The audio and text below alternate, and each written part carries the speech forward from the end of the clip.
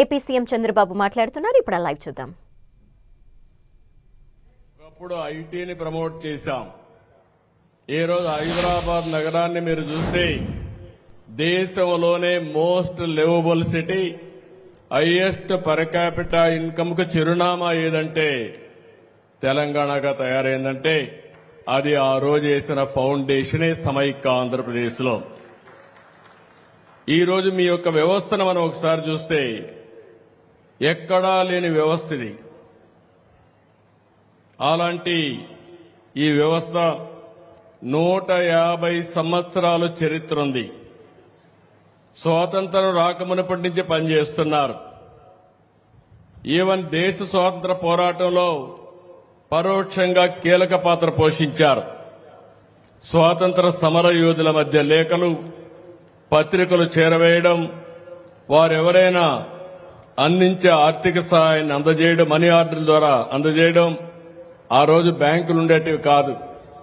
మేము చిన్నప్పుడంతా కూడా ఎవరు డబ్బులు పంపించినా మనీ ఆర్డర్ ద్వారా పంపిస్తే అది అందించినటువంటి వ్యక్తులు ఇక్కడుండే గ్రామీణ డాక్ సేవకులేనని చెప్పి కూడా నేను మీకు తెలియజేస్తున్నా. అదే సమయంలో తర్వాత రాను రాను ఆ రోజు నేను చూశాను. ఇప్పుడే మంత్రి గారు ఇక్కడ టెలికమ్యూనికేషన్ శాఖ మంత్రిగా కూడా ఉన్నారు. ఆ రోజు మీరు చూస్తే విలేజ్ లో అప్పుడప్పుడే టెలిఫోన్లు వచ్చాయి. కాఫర్ వైర్ ఉండేది. ప్రజలు దాన్ని కట్ చేసి మెల్ట్ చేసుకునేవాళ్లు. అంటే అమ్ముకుంటే దాని మీద ఎక్కువ లాభాలు వస్తాయని. అప్పుడు లైట్నింగ్ కాల్ ఉండేది, ఎమర్జెన్సీ కాల్ ఉండేది.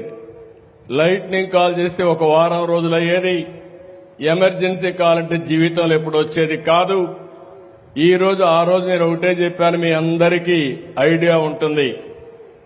అందరికీ సెల్ ఫోన్లు రావాలని కోరుకున్నాను. టెలికమ్యూనికేషన్ సెక్టర్ లో రిఫార్మ్స్ రావాలని కోరుకున్నాం. ఈరోజు మీరు ఒకసారి చూస్తే, మన మంత్రి గారిని చూస్తే, ఈరోజు మొత్తం టెలిఫోన్లు రావడమే కాదు 4G కూడా మన వాళ్లు ప్రారంభించారంటే నేను గర్వపడుతున్నానని చెప్పి కూడా నేను మీకు తెలియజేస్తున్నా. ల్యాండ్ లైన్స్, మొబైల్ ఫోన్స్ వచ్చాయి, ఇంటర్నెట్లు వచ్చాయి. ఏది వచ్చినా కూడా ఒకటే గుర్తుపెట్టుకోవాలి, ఎన్ని వచ్చినా మీకు రీప్లేస్మెంట్ మాత్రం ఎప్పుడు రాదు. మీ మానవత్వంతో మీరు పనిచేయగలిగేది మీరు ఒక్కరే చేయగలుగుతారు. టెక్నాలజీ ఎంత పెరిగినా, ఆర్టిఫిషియల్ ఇంటెలిజెన్స్ వచ్చినా, కడాన మీరు లేకపోతే మాత్రం గ్రామీణ ప్రాంతంలో ప్రాపర్ లాజిస్టిక్స్ వ్యవస్థ ఉండదని మరొక్కసారి మీ అందరికీ విజ్ఞప్తి చేస్తున్నాను. That is your core competency. ఈ రోజు మనం ఒక్కసారి చూస్తే 1,64,000 పైగా పోస్ట్ ఆఫీసులు ఉన్నాయి. దగ్గర ఈ రోజు 3 లక్షల మంది గ్రామీణ డాక్ సేవకులున్నారు. ఇంతమంది ఉండే వ్యవస్థ ఎక్కడా లేదు.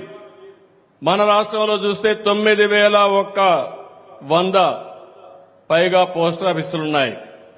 17,000కు పైగా గ్రామీణ డాక్ సేవకులున్నారు.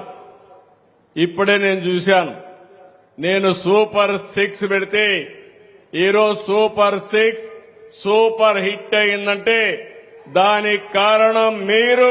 33% డీబీటీ మీ ద్వారా జరిగింది. దానికి మనస్ఫూర్తిగా అభినందిస్తున్నాను.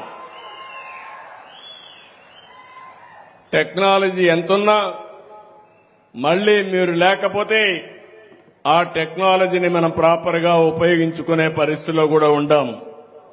అలాంటిది ఈరోజు బ్యాంకింగ్ సేవలు గాని, బీమా సేవలు గాని, డీబీటీ అనుసంధాన సేవలు, డిజిటల్ లైఫ్ సర్టిఫికెట్లు, పౌర సేవలు, ఈ కామర్స్, లాజిస్టిక్స్ సేవలన్నీ మీ ద్వారా అందుతున్నాయి. భవిష్యత్తులో కూడా ఇప్పుడే నేను మంత్రి గారిని చూశాను, మీ మంత్రి గారిని చూశాను. ఒకరిని చూస్తే స్టాన్ఫోర్డ్, హార్వర్డ్ గ్రాడ్యుయేట్, ఇంకొక ఆయన మీ జిల్లాలను చదువుకొని అమెరికాకెళ్లి డాక్టర్గా ఐటీని కూడా ఉపయోగించి అతి పెద్ద కంపెనీ పెట్టి పార్లమెంట్ లో రిచెస్ట్ పార్లమెంట్ మెంబర్ ఎవరైనా ఉన్నారంటే దానికి చిరునామాగా చంద్రశేఖర్. ఇద్దరు సమర్థవంతమైన నాయకులు. ఇద్దరి అందులో కూడా సింధియా గారిని మీరు చూశారు. మెజెస్టిక్ టచ్ ఇచ్చాడు మీకు. ఇప్పుడు మామూలు కాదు, ఆయనే డిజైన్ చేశాడు మీకు ఒక డ్రెస్ కోడ్. దాన్ని ఏ విధంగా మీకు ఇవ్వాలనో కూడా ఇచ్చి మీ గౌరవాన్ని పెంచడానికి అనునిత్యం పనిచేసే వ్యక్తి సింధియా అని మరొక్కసారి విజ్ఞప్తి చేస్తున్నాను. డబ్బులే కాదు, గౌరవం ఉండాలి. మీరు జాతి కోసం పనిచేస్తున్నారు. ప్రధానమంత్రి నరేంద్ర మోడీ గారు వికసిత్ భారత్ 2047 కోసం పనిచేస్తున్నారు. అంటే 2047లో నాకు ఏమాత్రం అనుమానం లేదు, 11 సంవత్సరాల్లో 11వ ఆర్థిక వ్యవస్థగా ఉన్న భారతదేశం 4వ ఆర్థిక వ్యవస్థగా రూపుదిద్దుకుంది.